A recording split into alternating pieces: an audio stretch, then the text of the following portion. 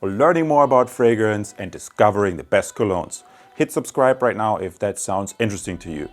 Terrific for tuning in. Today I'm going to look at a French fragrance from a French fragrance house, the French fragrance house Guerlain, as you can see here, still in the old bottle design. In the future, those are all going to be square. And Guerlain Homme Eau de Parfum, is this really still up-to-date fragrance? Is this a modern scent DNA? Is it more of an old school scent DNA? And how does the fragrance smell? When would I wear it? When would I not? What's a good temperature for that? Would I wear this in fall? Would I wear this in spring? Guys, all that and more coming up. Let's get rolling. And guys, let me point out, Guerlain makes some awesome fragrances, and this Guerlain Homme Eau de Parfum is no exception. This is a fragrance for the mature gentleman, and quickly looking at how this actually smells, it's a woody fragrance with this very unique Mojito accord that has sweet lime, peppermint and rum in the top. In the mid, it says it has a floral accord. I don't get that much from the floral accord, but in the base you can see already with cedar, vetiver and patchouli these woodier aspects.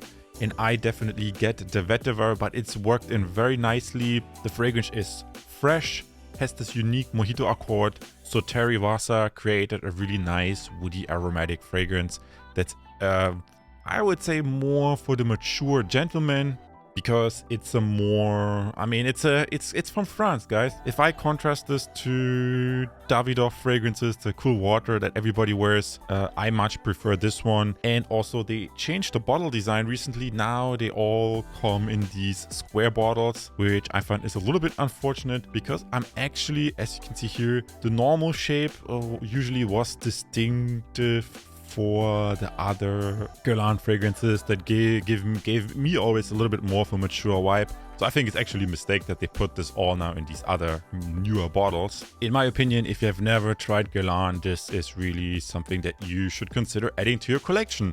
I'm rating this quite favorably from the scent profile. I'm giving it 4 out of 5. The longevity is a little bit debatable. Keep in mind it's a fresh scent. Fresh scents usually try to dissipate a little bit quicker. I'm giving it 3 out of 5. I think it's just a solid middle ground.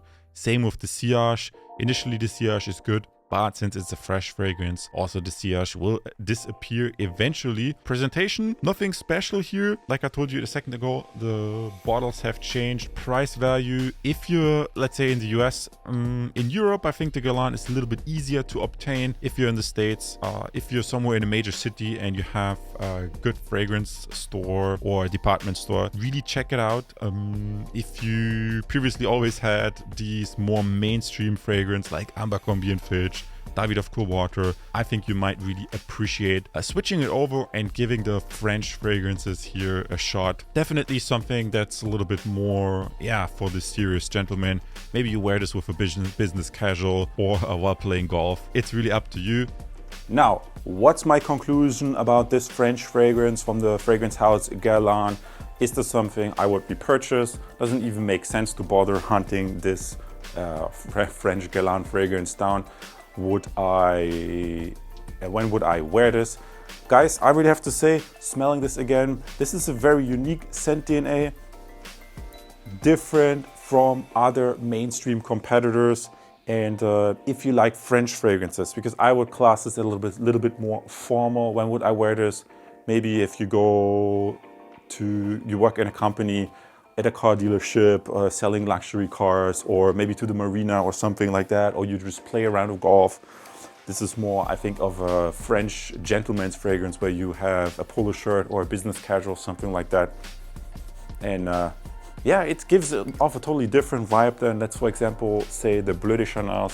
And I would predominantly wear this during spring and summer, although not in the super high hot heat. But yeah, this is just a fragrance that gives me a very pleasant vibe with this special Mojito accord. If you want to learn more about fragrances, hit that subscribe button. Helps you to find the best fragrances possible and helps me to know that the channel provides you with useful content. Terrific for tuning in. I see you as a subscriber and in the next video. Terrific. And because you just watched this review, you might also be interested in another very exclusive light, fresh fragrance, great for spring and summer, such as this white Dior fragrance that for men that I recently reviewed, a very nice fragrance house Dior. I also encourage you to check this out. You can find this, like always, on my channel page, and I have a dedicated playlist for the different topics which you can use. A lot of people have already subscribed. If you want, you can subscribe right now as well. I see you in the next video.